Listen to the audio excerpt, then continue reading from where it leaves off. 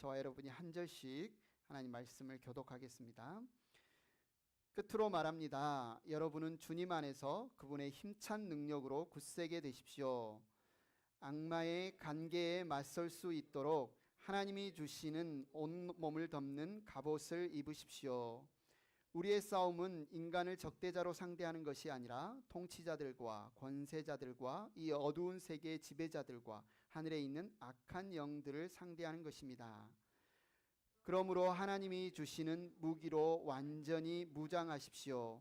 그래야만 여러분이 악한 날에 이 적대자들을 대항할 수 있으며 모든 일을 끝낸 뒤에 설 수 있을 것입니다. 그러므로 여러분은 진리의 허리띠로 허리를 동이고 정의의 가슴막이로 가슴을 가리고 버티어 서십시오. 발에는 평안의 복음을 전할 자비를 하십시오. 이 모든 것에 더하여 믿음의 방패를 손에 드십시오. 그것으로서 여러분은 악한 자가 쏘는 모든 불화살을 막아 꺼버릴 수 있을 것입니다.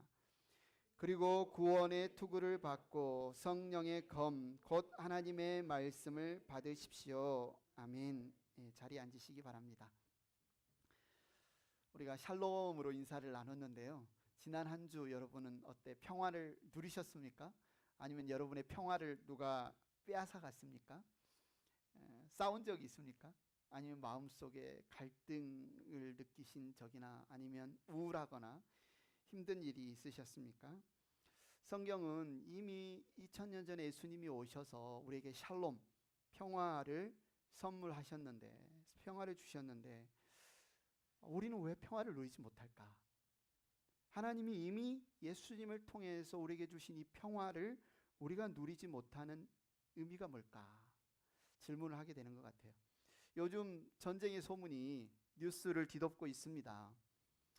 오래된 러시아와 우크라이나 전쟁뿐만 아니라 팔레스타인, 중동에 지금 다시 바벨론과 이스라엘과 또 이란 사이에 전운이 감돌고 있습니다. 아마 그 지역에 산다면 여러분이 생각해 보세요. 바벨론에 미사일이 떨어지고 비행기로 폭격이 떨어지고 그런데 그 미사일이나 그 폭탄을 막아줄 방공 어떤 시설이 전혀 없어. 쏘면 쏘는 대로 그 폭탄을 다 맞아야 돼요. 언제 나에게 이 폭탄이 떨어져서 우리 가족이 모두 다 죽을지 모르겠다라는 생각을 한다면 너무 힘들 것 같습니다. 너무 불안할 것 같습니다. 이 세상 사람들도 평화를 원하죠. 평화를 원합니다. 그러면 왜 평화를 누리지 못할까? 평화를 누리지 못하는 이유를 오늘 말씀에서는 전쟁, 싸움에 실패하면 평화를 누리지 못한다고 말합니다. 싸움에 실패하면. 그러면 누가 싸움에 실패하냐? 전쟁에 누가 실패하냐? 엉뚱한 적과 싸우느라 정작 내 진짜 적과 싸워야 될 때 힘을 다 잃어버린 사람, 강하지 못한 사람. 정말 정작 싸워야 될 적과 싸우지 않고 잘못된 적과 싸우는 그 싸움을 하는 사람은 평화를 누리기가 힘들다. 여러분 영적 전쟁이라는 말을 들어보셨나요? 영적 싸움, 영적 전쟁. 우리가 교회 다니면서도 영적 전쟁, 영적 싸움하면 그것은 뭔가 나하고는 거리가 먼 기도 특별히 많이 하시고 아니면 이렇게 귀신 들린 사람들을 고치거나 아니면 그런 어떤 사람들에게만 해당되는 단어다라고 생각을 합니다. 여기에서부터 우리가 전쟁에 지는 이유가 여기에 있습니다. 우리가 전쟁에 이기지 못하는 이유가 여기 있습니다. 영적 전쟁이란 책을 쓴 딕 셔만은 이렇게 그리스도인의 영적 전쟁에 대해서 이렇게 이야기를 했습니다. 영적 전쟁은 우리가 어떤 개성을 갖고 있느냐, 어떤 은사를 갖고 있느냐, 어떤 소명을 갖고 있느냐, 신앙생활을 얼마나 오래 했느냐와 상관없이 우리가 그리스도인이 되기로 했을 때 우리는 모두 다 영적 전쟁터로 부름받았다는 거예요. 우리가 그것을 인지하고 있든지, 내가 그리스도의 군사로 싸움터에 지금 나와서 지금 참전을 했구나, 전쟁에 참전을 했구나, 이걸 느끼고 있든지 느끼지 못하고 있든지 우리는 이미 영적 전쟁터의 한 복판에 있다고 하는 거예요. 여기저기서 지금 미사일이 날아오고 포탄이 쏟아지고 나를 죽이려는 자가, 나를 넘어뜨리고 나를 포로 삼으려는 자가 정말 전략적으로 교묘하게 나를 공격하고 있는데 내가 아무런 준비가 되어 있지 않다. 어떻게 될까요? 그럼 어떻게 될까요? 당연히 질 수밖에 없고 당연히 포로될 수밖에 없겠죠.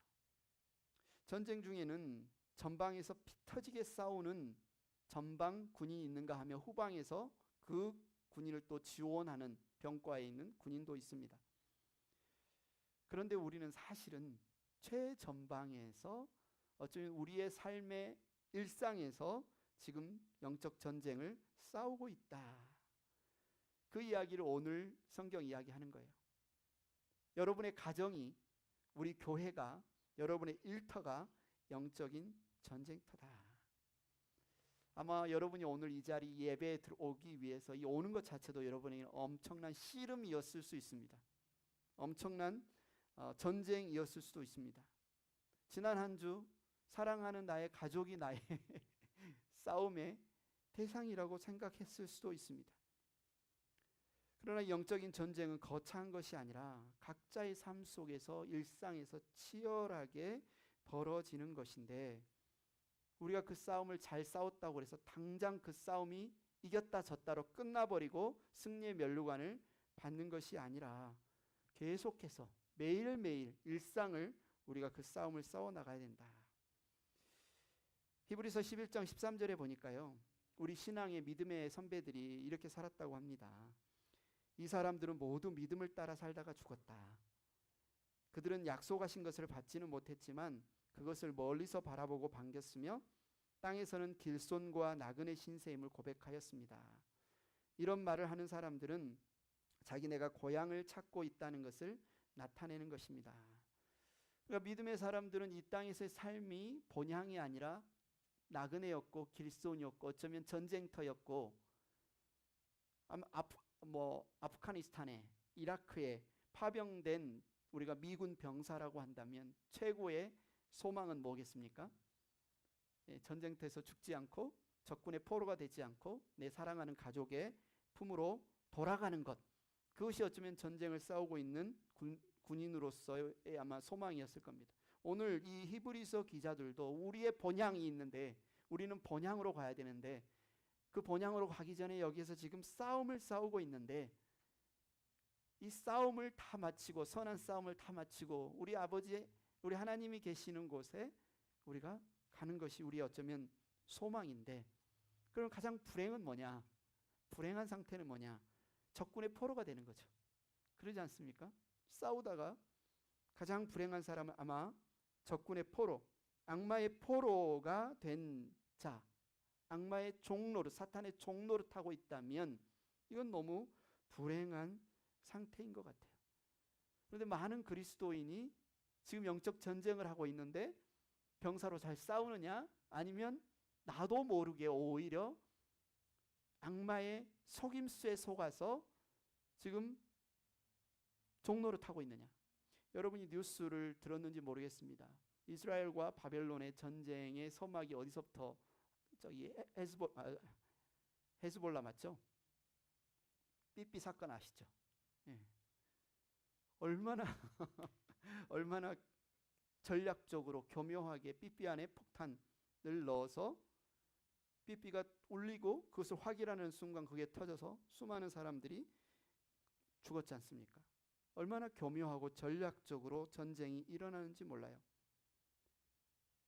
적의 존재를 우리가 무시한다면, 적이 우리 눈앞에 적이 있고 그 적이 얼마나 교묘하고 얼마나 전략적이고 갖은 방법을 다 동원해서 우리와 싸워하고 있고 우리를 넘어뜨리려고 하는 적의 존재가 있다는 것을 우리가 늘 인지하고 살지 못하면 어떻게 되는 거예요? 지는 거죠. 근데 저와 여러분이 바로 그 싸움을 싸우고 있다는 겁니다. 어떤 사람들은 악마? 나 한 번도 본 적이 없는데, 나는 귀신도 안 믿어. 근데 성경은 분명히 약한 영의 존재에 대해서 이야기를 하고 있습니다. 여러분 성경을 읽어보십시오. 그리고 그 악한 마귀가 우는 사자와 같이 삼킬 자를 찾아 헤매고 있다. 삼킬 자를 찾아 우리를 지금 배회하고 있다. 우리 주위를. 우리가 나는 뭐 무섭지 않아. 귀신 무섭지 않아. 악마 나는 무섭지 않아 라고 하는 것이 정말 마음이 담대한 것인지 믿음이 좋은 것인지 오늘 말씀 아니라는 겁니다. 우리가 우리 힘으로 악마와 싸우면 그의 그 교묘하고 그의 그 치사하고 그의 그 악랄한 방법에 우리는 백전백패할 수밖에 없다. 그렇기 때문에 우리는 악마가 우리를 속이려고 우리를 집어삼키려고 우리를 넘어뜨리려고 대기하고 있고 우리를 공격하고 있고 그 싸움의 한복판에 우리가 있다는 사실을 우리는 기억을 해야 된다는 거예요.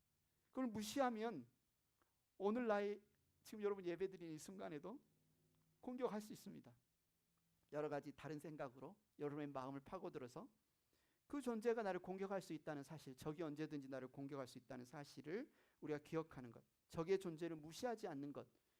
무시하면 포로가 될 가능성이 많아요. 지금 매복이 있을 수도 있고 지뢰를 지금 심어놨을 수도 있고 늘 우리가 그것을 분별하는 것, 이것이 영적 전쟁에서 지지 않고 이기는 데 굉장히 중요합니다. 그래서 우리는 이 싸움을 잘 싸우는 그리스도의 병사가 돼야 되는 거죠. 전쟁이 일어났어요. 총을 어떻게 쏘는지도 몰라요. 군인이 가면 계속 어떻게 총을 쏘고 어떻게 엎드리고 어떻게 싸우는지 숙련될 때까지 계속 훈련하는 과정이 있습니다. 우리는 그리스도의 군사인데 이 영적인 전쟁을 싸우기 위해서는 우리 그리스도의 군사로 우리가 숙련된 훈련을 받아야 된다는 거죠. 우리의 적이 우리를 어떻게 유혹하는지, 우리를 어떻게 공격하는지, 우리를 어떻게 넘어뜨리려는지 그 적의 대상을 우리가 알고 있어야 됩니다. 둘째, 우리가 사단의 포로가 되지 않기 위해서 게으름과 두려움의 문제를 우리가 인지해야 됩니다.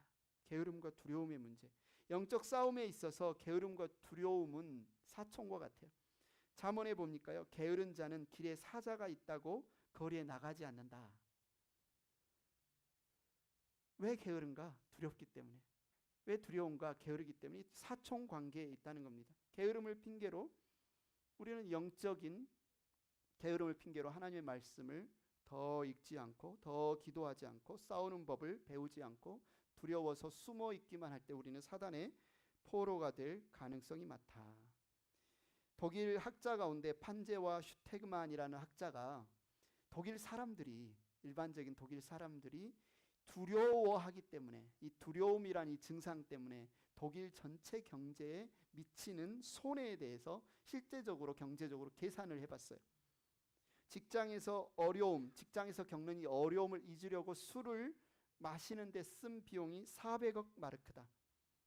기업에서 안정제, 신경 안정제와 같은 신경성 의약품을 내가 우울하고 힘들고 스트레스 받으니까 해결하기 위해서 먹은 약의 비용이 200억 마르크다. 심신미약으로 일을 제대로 하지 못해서 결근하거나 쉬거나 하면서 쓴 비용이 300억 마르크다. 걱정하느라 병이 나서 결근한 비용이 180억 마르크다. 그래서 이렇게 사람들이 두려움 때문에, 게으름 때문에 이것을 경제적인 손실 가치로 계산해 보니 총 하나로 약 70조 정도의 손실이 발생했는데 그 원인을 보니까 두려움 때문이라는 겁니다. 게으름 때문이라는 겁니다. 근데 사단이 그걸 파고든다는 거. 우리에게 그 게으름을 심어주고 두려움을 자극해서 우리를 무섭게 하고 바로 손 안 대고 고프는 거예요. 사탄이 우리를 교묘하게 속이는 것이 바로 이 두려움과 게으름의 문제다. 귀찮다, 예배 빠지고 기도 게으리하고 성도들 만나서 같이 모임하는데 모이게 힘쓰지 않고 모이지 않는 어떤 사람들의 습관까지 하지 않고, 악마는 이제 내 편, 내 하수인 건들 필요 없어.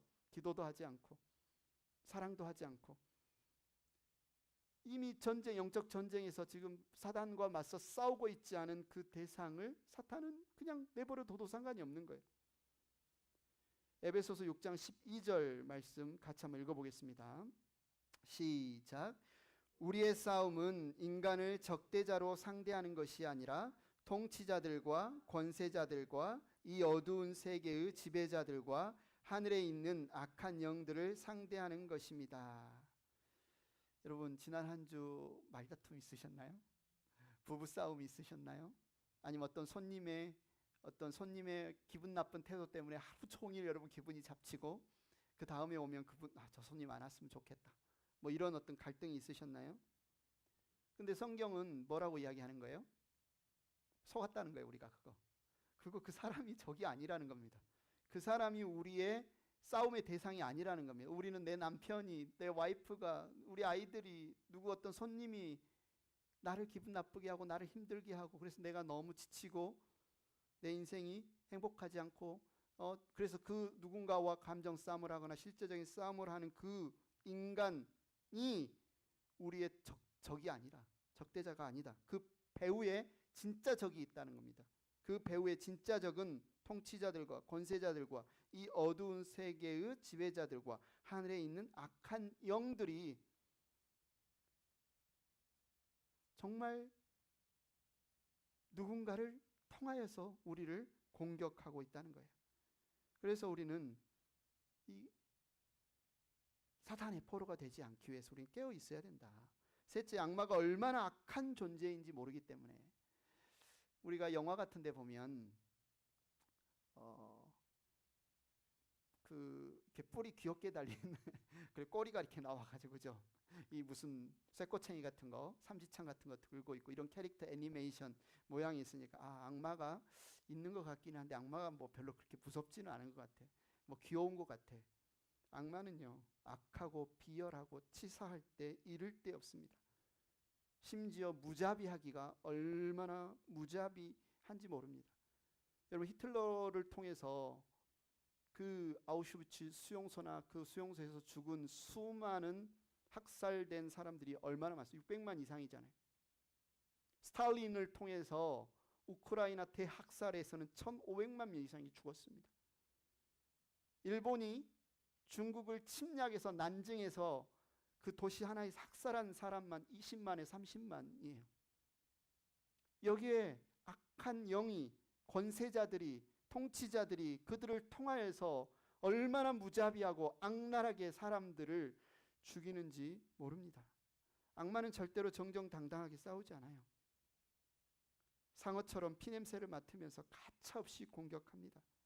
굳이 이런 전쟁, 폭력, 살인 이런 강력 범죄를 아니더라도 우리에게 스물스물 우리 일상에서 우리를 공격합니다. 뭔가 비참한 일이 생겼을 때 살기 싫어. 확 죽어버릴까. 실패했을 때, 실직했을 때 기회만 있으면 사단은 우리를 넘어뜨리려고 집어삼키려고 증오의 칼로 우리를 넘어뜨리려고 합니다. 악마가 얼마나 잔인하냐, 악랄하냐, 비겁하냐, 교묘하냐 이 사실을 알아야 돼요. 악마는 어떤 귀엽고 뭐 믿으면 뭐 악마가 있나 보다. 나는 안 믿을래. 뭐 안 믿으면 되지. 이렇게 무시할 대상이 아니라는 거예요. 요한복음 10장 10절에 보니까 예수님은 그래서 뭐라고 했습니까? 이 악마에 대해서 세 단어로 표현했어요. 도둑은 다만 훔치고 죽이고 파괴하려고 오는 것뿐. 예수님이 이 악마, 사탄, 이 우리를 공격한 우리의 적을 향해서 뭐라고 표현했냐면 그는 우리 것을 훔치는 자다. 우리를 죽이는 자다. 우리를 파괴하는 자다라고 이야기를 했어요. 어떻게 하겠습니까? 우리의 적 악마가 어떻게 하겠습니까? 잘 딜을 해서 아니 뭘 주고 받고 하면서 타협을 해서 평화를 이루겠습니까? 사이좋게 지내겠습니까? 아니요. 성경은 우리에게 뭐라고 이야기해요? 야고보 4장 7절 읽어보겠습니다. 시작. 그러므로 하나님께 복종하고 악마를 물리치십시오. 그리하면 악마는 달아날 것입니다. 베드로전서 5장 9절. 믿음에 굳게 서서 악마를 맞서 싸우십시오. 맞서 싸워야 돼요. 여러분 싸워야 돼요. 두렵다고 숨거나 싸우면 내가 힘들고 지치고 내 다치니까 그냥 다른 사람이 싸우겠지 대신 싸우겠지 하고 게으르거나 아니면 악마 그냥 생각 안 하고 무시하고 살면 되지 해서 해결될 문제가 아닙니다. 우리 안에 있는 우리의 평화, 우리의 샬롬, 우리의 가정, 우리의 일터, 우리 교회 안에서 우리를 넘어뜨리려고 하는 대상인 사단과의 영적 싸움이 있다는 사실 우리는 기억해야 됩니다. 우리의 하루를 송두리째 빼앗으려고 해요. 얼마나 교묘한지 몰라요. 제가 어렸을 때 살았던 시골 이런 데는 이미 이런 악한 존재들을 무서워해서 그들을 뭔가 이렇게 자극하지 않기 위한 미신들을 지키는 많은 행위들이 있습니다. 그죠? 구슬한다거나 아니면 박수무당을 불러서 진혼을 한다거나 아니면 어떤 성황당이 있다거나, 그들은 그런 어떤 교묘한 미신들을 통해서 그들을 지배하고 그들을 다스리고 그들을 통치하고 조종했었습니다. 그러나 현대인들은 이걸 아예 무시하는 거예요. 아, 귀신이 어디 있어? 악한 존재가 어디 있어? 그래서 내가 오늘 어떤 기분 나쁜 일이 있었어요, 아침에. 그러면 우리는 이것은 영적 싸움이라고 생각을 안 해요. 아, 나를 기분 나쁘게 하는 누군가와 내가 정말 MBTI가 안 맞아서, 스타일이 안 맞아서, 아, 나는 F인데 저 사람은 T네. 아, 우린 정말 안 맞아. 아, 저 사람하고 그냥 안 만나면, 저 사람하고 그냥 헤어지면 내가 기분이 좋아질 거야.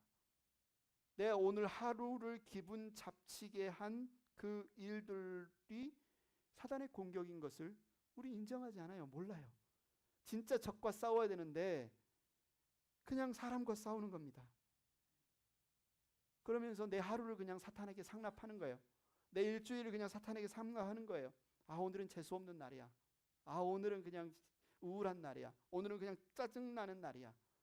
라고 하면서 그 어떤 상황, 어떤 사람에게 우리의 초점을 맞추고 그 일과 그 사람과 싸우느라 진짜 적인 사탄이 우리를 가지고 노는 것을, 우리를 넘어뜨리려고 하는 것을 우리는 인지하지 못해요.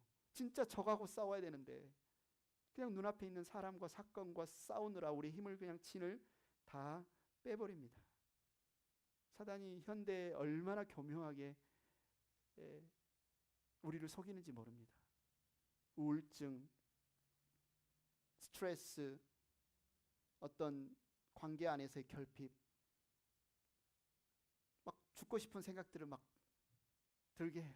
그래서 죽지 않으면 또 뭘 이용합니까? 알코올, 마약, 어떤 SNS 중독들을 통해서 자기 비하하게 하고, 나는 살 가치가 없어, 나는 살아도 즐겁지 않아, 우울증을 느끼게 하고, 그래서 자살에 이르게 하는, 죽게 만드는, 그 사람을 파괴하게 만드는 그 일에 사탄의 그 배후에 있다는 거예요. 여러분, 많은 사람들이 신앙생활하고 교회를 다니는데 죄가 있습니다. 눈앞에 사단이 죄의 유혹을 통해서 우리를 공격합니다. 그런데 우리 가운데 번뜩 무슨 생각이 들어요? 아, 내가 이 죄를 짓더라도 이번 주일날 교회 가서 용서해 주십시오 라고 기도하면 또 용서받으니까 죄와 맞서 싸우려고 하지 않아요. 아, 교회 가서 기도하면 되지. 아니요, 그것은 하나님께 달린 일이죠. 하나님이 나를 긍휼히 여기시고 나를 사랑하셔서 내 죄를 자백하면 용서해 줄 일은 하나님께 달린 일이죠. 그러나 막상 내 삶의 자리, 이 전쟁터에서 이 죄와 맞서 싸운 것은 누구에게 달려있는 거예요? 나에게 달려있는 거죠. 내게 맞서 싸워야죠.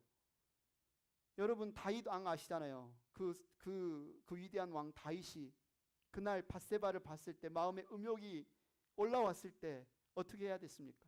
하나님은 자비로우시고 긍휼이 넘치시니까 내가 악행을 벌이더라도 나를 용서해 주실 거야 하면서 밧세바와 간음을 했어야 됩니까? 그의 충식한 부하 우리아를 전쟁터에서 교묘하게 죽였어야 됩니까? 아니죠. 그 죄를 짓지 말았어야죠. 다윗은 그 음욕에 져서, 그 충동에 져서 결국 얼마나 비참한 고통을 겪습니까? 물론 주님은 자비로우셔서 그런 다윗을 용서해 주십니다.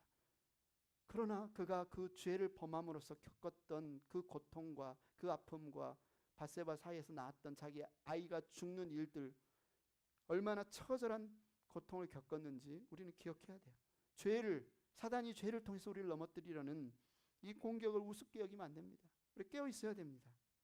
여러분, 우리가 싸우고 있는 이 싸움을 이기기 위해서 그러면 우리에게 필요한 게 뭐냐? 첫째, 우리의 적이 있다는 것을 알아요. 그가 얼마나 강하고 얼마나 교묘하고 얼마나 우리를 악랄하게 또 속이면서 공격하는지 알아요.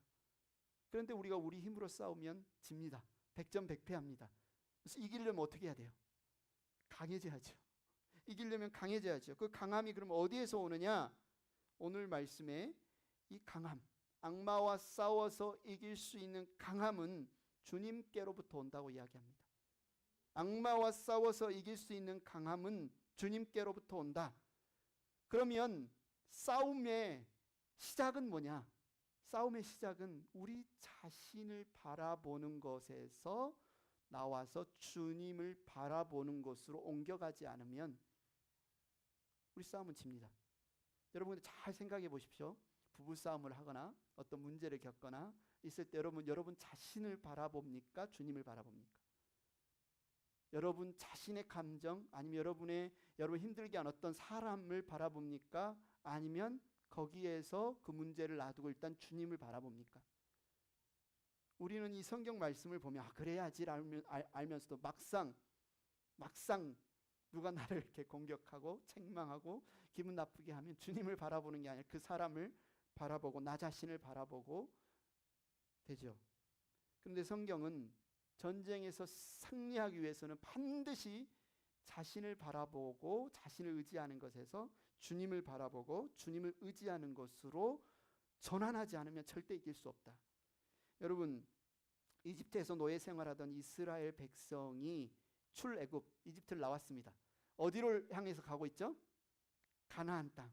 하나님이 약속하신 젖과 꿀이 흐르는 가나안 땅. 여러분 이스라엘 백성이 의외로 가나안 땅 근처까지 빨리 도착했어요. 오래 걸리지 않았습니다. 그리고 12정탐꾼을 보냈어요. 그죠? 어쩐지 전쟁을 해야 가나안의 7족속과 싸워서 전쟁을 해야 되는데 그런 전쟁을 했어요? 못했어요? 못했어요. 결국은 40년간 광야를 방황하다가 1세대가 다 광야에서 죽잖아요. 왜 전쟁을 못했어요? 눈앞에 있는데.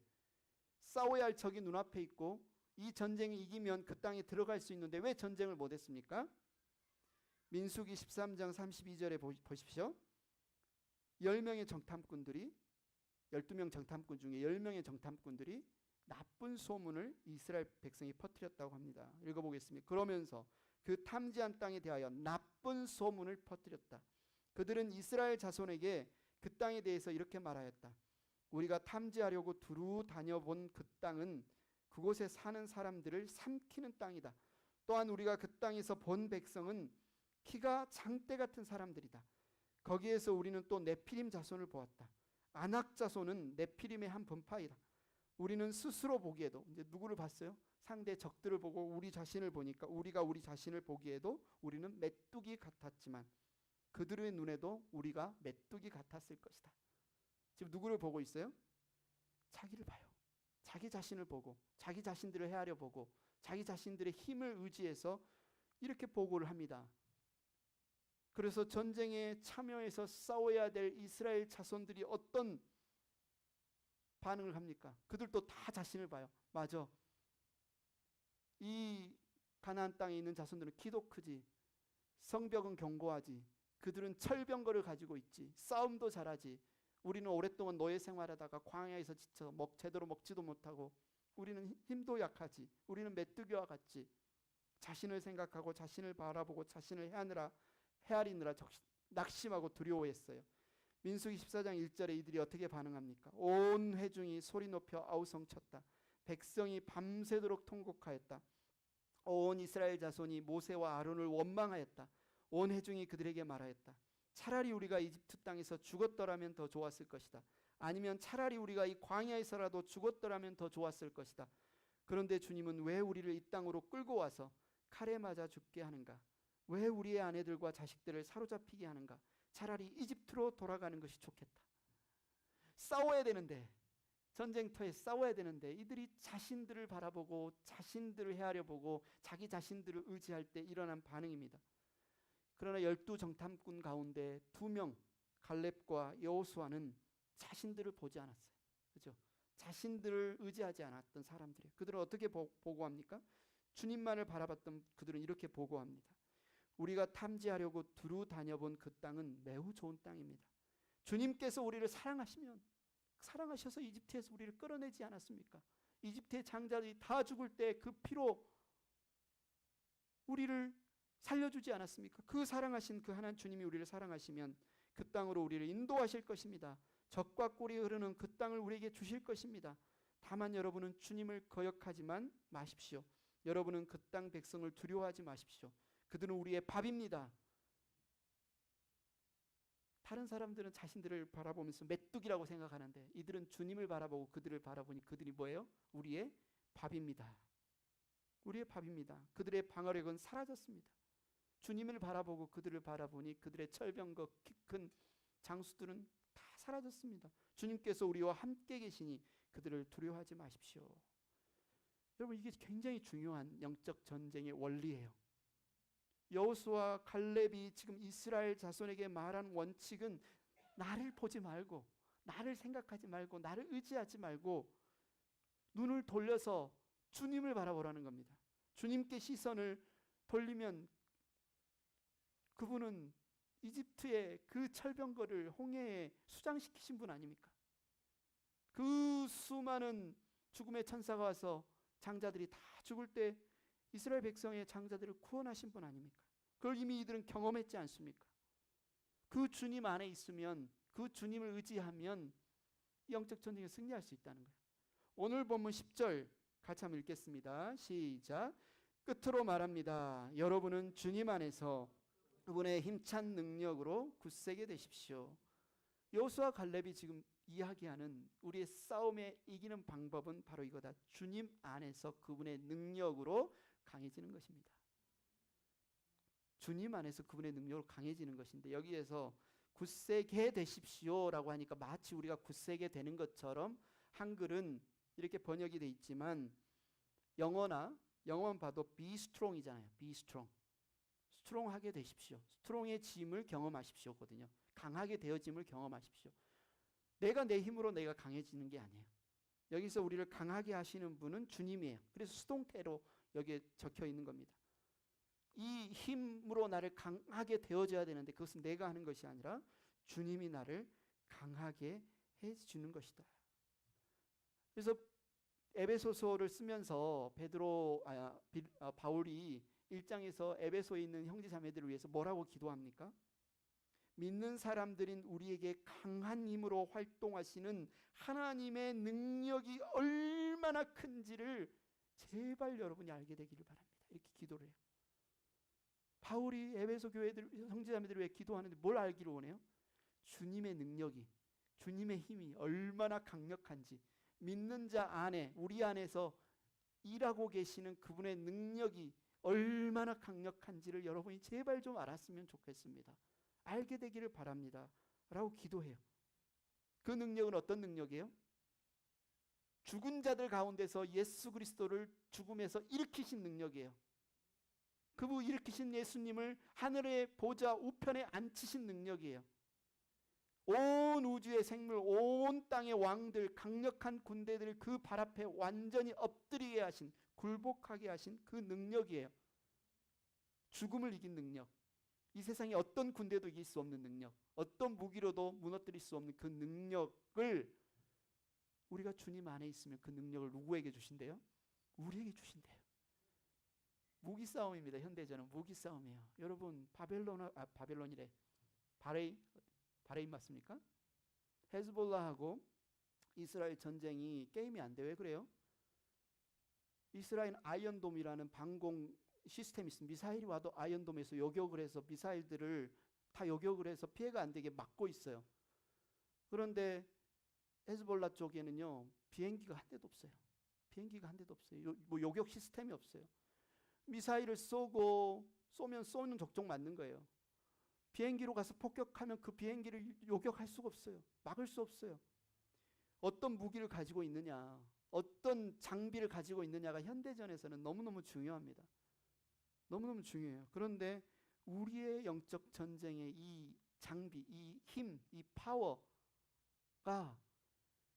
사단하고는 게임이 안 될 정도로 주님의 능력이 어마어마하다는 거예요. 그래서 전쟁에 이기고 지는 것은 우리가 그 능력을 갖느냐 안 갖느냐지 우리 자신에게 달려있지 않다는 겁니다. 우리가 어떻게 강할 수 있느냐? 주님의 능력으로 강할 수 있다. 우리 자신을 보지 않고 주님을 봐야 된다. 우리 자신의 힘을 의지하지 않고 주님을 의지해야 된다. 자, 그렇게 되면 이제 어떻게 됩니까? 전쟁 싸울 때 서 있게 됩니다. 서 있게 됩니다. 싸움에서 가장 중요한 것은 이제 서 있는 거라는 거예요. 서 있는 것. 서 있는 게 중요해요. 전신갑주가 나옵니다. 하나님의 전투 장비 6가지가 나와요. 그런데 이 11절부터 14절까지 서 있으라는 말이 4번이 반복이 됩니다. 영적인 싸움에서 가장 중요한 것은 주님의 안에 서서 주님의 힘을 받아서 우리가 우리의 적을 맞서서 서 있는 것, 굉장히 그게 중요하다. 11절에 뭐라고 이야기하죠? 악마의 관계에 맞설 수 있도록 서 있으라는 겁니다. 13절에 뭐예요? 대항할 수 있으며, 그죠? 하나님이 주시는 무기로 완전히 무장해야만 적대자들을 맞서 우리가 대항할 수 있다. 서 있을 수 있다. 그리고 모든 일을 끝낸 뒤에 서 있을 수 있다. 마지막 14절에서도 뭐라고 합니까? 그러므로 여러분은 진리의 허리띠로 허리를 동이고 정의의 가슴막이로 가슴을 가리고 버티어 서십시오. 우리가 복종이란 단어를 공부할 때 복종이 뭐였습니까? 하나님이 세우신 자리에 위치에 서 있는 것, 그 위치를 지키는 게 복종이라고 그랬잖아요. 영적 전쟁도 하나님이 우리의 위치에 서 있으라고 하고 그분의 능력을 공급하시면 절대 질 수가 없는 게임이에요. 서 있는 것, 버텨 서는 것이 중요한데 버텨 서기 위해서 주님 안에서 주님의 능력으로 강해지는 방법 중에 하나가 하나님의 무기를 장착하는 겁니다. 전신갑주를 장착하는 거예요. 6가지가 나옵니다. 그죠? 먼저 이 영적인 싸움의 모델 중에 하나가 예수님입니다. 한번 생각해 보시죠. 마태복음 4장에 보면 예수님이 광야에서 악마와 싸우는 장면이 나오는데 어떻게 예수님이 싸우셨을까요? 중국의 신선들이 이 폭포 아래에 앉아서 바둑 장기 두면서 한마디 하면서 주거니 받거니 말하면서 이렇게 웃으면서 희낙낙하면서 싸우셨을까요? 예수님이 마귀와 싸우는데 서 계셨을 것 같아요. 적어도 앉아 있거나 누워 계시진 않았을 것 같아요. 그죠? 서 계셨을 거예요. 악마가 말합니다. 배고프지? 이 돌덩이를 떡덩이가 돼서 먹어봐라. 예수님이 말합니다. 하나님 말씀하시길 사람이 떡으로만 살 것이 아니요 하나님의 입에서 나오는 말씀으로 살 것이라 하였느니라. 이 장면 한번 상상해 보세요. 예수님이 굳게 서서 사단의 악마의 이 공격 앞에 맞서 싸우시는 그 장면, 한 발자국도 물러서지 않는 그 장면이 연상되지 않습니까? 우리의 영적 전쟁도 그래서 서 있는 것, 우리의 가정에서 제대로 서 있는 것, 우리 교회에서 우리가 제대로 서 있는 것, 우리의 삶의 자리에서 제대로 서 있는 것, 무엇을 인지하고요? 우리의 적이 있음을 알고 우리의 적이 나를 공격함을 알고 그러나 하나님이 주신 이 무기로 내가 맞서 싸우고 있는 중이라는 것을 인식하면서 서 있는 것이 중요해요. 그런데 여기서 뒤로 물러나면 어떻게 됩니까? 전열이 흐트러지면서 와르르 무너지죠. 물러나는 순간 뒤로 물러나거나 넘어져 있으면 우리는 싸울 수가 없습니다. 싸울 수가 없어요. 그래서 영적 전쟁에서 서 있는 것은 중요한데 이 6가지 장비는 서 있기 위한 장비라고 생각할 수 있어요. 진리의 허리띠, 정의의 가슴막이, 평화의 복음의 신, 믿음의 방패, 구원의 투구, 성령의 검. 이것은 영적 전쟁터에서 우리가 넘어지지 않고 서서 맞서 싸우도록 하기 위해서 하나님이 주신 우리의 전쟁 장비입니다. 많은 그리스도인들이 이 사단과의 이 악마와의 싸움에서 공격에서 속수무책으로 당하고는 나중에 뭐라고 이야기하냐면 하나님 나에게 왜 이런 고난을 주셨습니까? 하나님 왜 나를 지켜주시지 않았습니까? 하나님 탓을 하면서 때로는 하나님을 떠나는 사람들까지 있습니다. 그러나 우리가 기억해야 될 것이 뭡니까? 사탄도 하나님이 피조한 피조물에 지나지 않는다는 거예요. 하나님이 허락하신 그 권한 안에서만 아래에서만 욥기에 보면 그러잖아요. 그죠? 욥기를 여러분 읽어보면 하나님이 허락하신 권한 아래서만 영향력을 미칠 수 있습니다. 우리를 공격할 수 있습니다. 하나님은 그 사탄까지도 허용하신 이유가 하나님이 얼마나 우리를 사랑하시고 우리를 지키시고 보호하시고 영적 싸움에 우리가 승리할 수 있는 그분을 의지함으로 승리할 수 있는지를 깨닫게 하시려고 우리를 그렇게 자라게 하시려고 그 권한 아래만 있습니다. 다시 말해서 우리가 죄를 선택하지 않으면 우리가 악을 선택하지 않으면 사단은 우리를 다른 걸로 공격할 수가 없다는 거예요. 우리가 죄를 선택하지 않고 악을 선택하지 않으면 내가 선택하지 않은 죄를 우리에게 억지로 밀어넣어서 헐리우드 영화가 사람을 많이 망쳤는데요. 헐리우드 영화에 보면 막 악마가 내 인격과 상관없이 막 파고들잖아요. 막 그 사람을 막 포제션 해가지고 막 내 의지와 상관없이 막 안 됩니다. 내가 허락하지 않으면 내가 악마를 허락하지 않으면 절대 나에게 영향력을 행사할 수 없어요. 그런데 우리가 살아가면서 감정적으로 우리가 참 감정의 기복이 심하죠. 우리가 그래서 우울하면, 의기소침하면, 슬퍼지면 참 내가 이 신앙생활하는 것이 힘들다, 사는 것이 힘들다, 이런 생각이 있는데, 그래서 나는 왜 이렇게 감정의 기복이 심할까? 나도 감정의 기복이 좀 없어서 어떤 경우에도 흔들리지 않고 견고하게 서면 좋겠다라고 하는데, 여러분 시편을 읽어보십시오.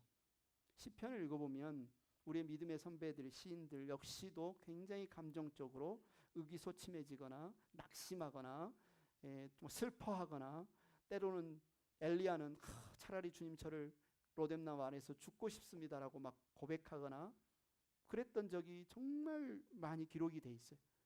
오히려 이런 감정이 우리의 살아있음을 우리가 느끼게 하는 하나의 현상이구나. 그리고 오히려 그런 감정을 느낄 때에는 지금 우리가 주님을 찾아야 될다라는 하나의 뭡니까? 사인이구나. 나에게 지금 주님이 필요하구나. 나에게 지금 주님의 도우심이 필요하구나. 주님의 공급하심이 필요하구나. 주님의 위로가 필요하구나라고 하는 하나의 리트머스지, 하나의 알람, 하나의 사인으로 이용하는 거예요. 시인들은 그렇게 고통스러워서, 시편의 시인들은 힘들 때 시편 42편 11절 한번 읽어보겠습니다. 시작. 내 영혼아 네가 어찌하여 그렇게 낙심하며 어찌하여 그렇게 괴로워하느냐. 너는 하나님을 기다려라. 이제 내가 나의 구원자 나의 하나님을 또다시 찬양하련다. 이 사람이 낙심했죠. 그죠? 굉장히 낙심했던 것 같아요. 낙심하며 괴로워, 너무너무 괴로웠다. 이 낙심을 안 느꼈으면 좋겠는데, 괴로움이 나에게 안 찾아왔으면 좋겠는데, 오히려 이 시인은 이 낙심이 찾아오고 괴로움이 찾아왔을 때 어떻게 반응해요? 하나님을 기다려야겠다. 나의 구원자, 또 나의 하나님을 찬양하겠다. 이게 바로 영적 전쟁에서 우리의 감정을 이용해서 오히려 하나님을 더 찾고 구하고 의지하는 하나의 방법입니다. 이게 바로 오늘 말씀 모임의 전신갑주를 입는 거예요. 주님 안에서 주님의 능력으로 강해지는 거예요. 너무 추상적이잖아요. 실제 갑옷도 없고 실제 검도 없는데 우리가 어떻게 검을 들고 어떻게 투구를 쓰고 옷을 입습니까? 시인이 옷을 착용하는 것을 보십시오. 낙심이 공격해 왔을 때, 그의 괴로움이 쳐들어왔을 때 하나님을 기다리고 자기의 영혼을 향해 선포하고 내가 나의 구원자 나의 하나님을 또 찬양하련다 라고 고백함으로써 전신갑주를 입고 자기의 자리에서 서서 맞서 싸우는 시인의 이 방법이 우리의 싸움의 방법이라는 겁니다. 여러분, 영적 전쟁은요 이상한 게 아니에요. 막 뭐 악한 영들, 귀신들이 막 뭔가 우리를 기이하고 뭐 이상하게 괴이하게 공격하는 게 아니고요. 우리의 매일매일의 일상에서 내가 어떻게 생각하고 어떻게 느끼고 어떻게 살아가고 어떻게 결정하는가를 주님을 따라서 할 것이냐 사탄을 따라 할 것이냐를 선택하는 것, 이 갈림길에 서서 무엇을 선택하느냐가 영적인 전쟁입니다.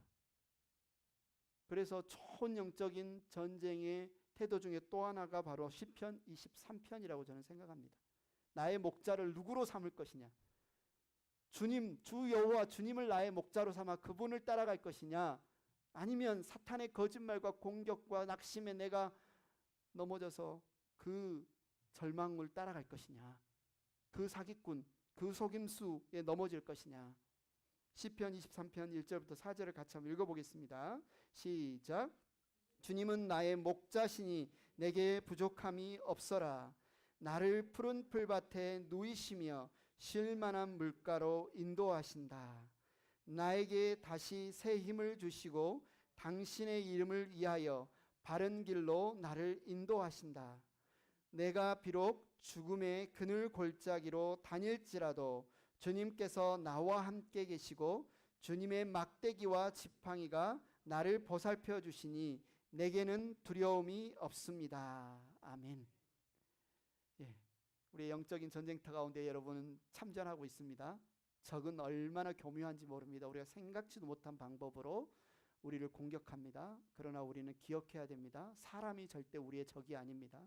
어떤 사건이 우리의 적이 아닙니다. 그 배후에 지금 사단이 악마가 공격하고 있습니다. 그런데 그보다 훨씬 능력 있고 우리를 훨씬 관심을 많으신 그 주님이 우리와 함께 계십니다.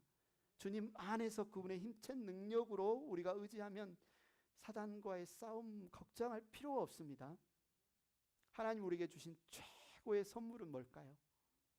내가 기도해서 내 육신이 병들미 나음을 얻는 것, 내가 기도해서 내 문제가 어떻게 해결되는 것, 이것도 좋은 선물일 수 있습니다. 그러나 가장 큰 선물은 그게 아니고요, 우리를 위해 죽음을 이기시고 가장 정확한 타이밍에 우리를 안전하게 우리의 본향 집까지 인도하시는 우리 주 예수 그리스도의 우리를 향한 그 신실하심, 가장 정확한 때 우리를 보호하시고 지키시고 우리를 인도하고 계시는 우리의 선한 목자 되신 예수 그리스도께서 나와 함께 하심, 이게 우리의 최고의 선물이에요.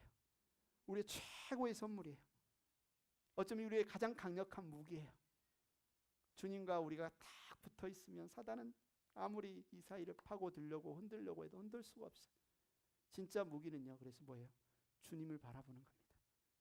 주님은 나의 목자시니 내게 부족함이 없어라.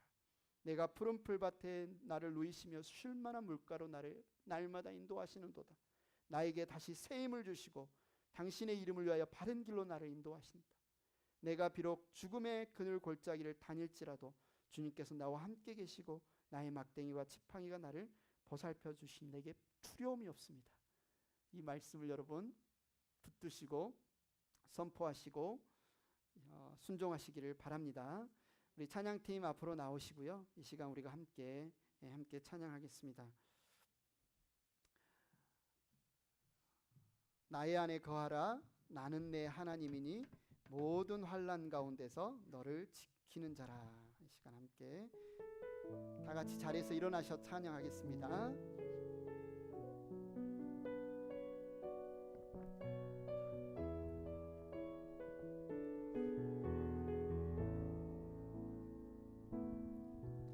나의 안에 거하라. 나는 내 하나님이니 모든 환난 가운데 너를 지키는 자라. 두려워하지 말라. 내가 널 도와주리니 놀라지 말라. 내 손 잡아주리라. 내가 너를 지명하여 불렀나니 너는 내 것이라. 내 것이라. 너의 하나님이라. 내가 너를 보배롭고 존귀하게 여기노라. 너를 사랑하는 내 여호와라. 나의 안에 거하라. 나의 안에 거하라. 나는 내 하나님이니 모든 환난 가운데 너를 지키는 자라. 두려워하지 말라. 내가 널 도와주리니 놀라지 말라. 내 손 잡아주리라. 내가 너를 지명하여 불렀나니 너는 내 것이라. 내 것이라. 너의 하나님이라. 내가 너를 보배롭고 존귀하게 여기노라. 너를 사랑하는 내 여호와라. 이 시간에 함께 기도하겠습니다. 하나님, 내가 사단에게 속았던 때가 많았습니다. 나의 가장 사랑하는 가족을, 내 가장 아끼는 이들을 마치 나의 원수인 것처럼, 적인 것처럼 착각하여서 그들과 맞서 싸우고 그들을 미워하고 상처 주고 상처받고 나의 힘을 온통 거기에 쏟아부었던 것들을 용서하여 주시고 내가 주님을 바라보기를 원합니다. 나 자신을 바라보지 않고 변하지 않는 것 같은 이 상황을 바라보지 않고 우리의 나약함을 바라보지 않고 내가 변하기를 기대하는 나의 가족들의 변하지 않는 것 같은 그 모습들을 바라보지 않고 내가 주님을 바라보기를 원합니다. 주님의 그 약속을 바라보기를 원합니다. 가장 정확한 타이밍에 주님이 우리를 그 구원의 온전함으로 이끌어 주실 것을 내가 바라보기를 원합니다. 내가 이 싸움에서 주님 안에서 강하여짐으로 승리하기를 원합니다. 주님의 그 신실하심과 보호하심을 의지하기를 원합니다. 이 시간 이렇게 고백하시고 결단하시고 기도하시면 좋겠습니다.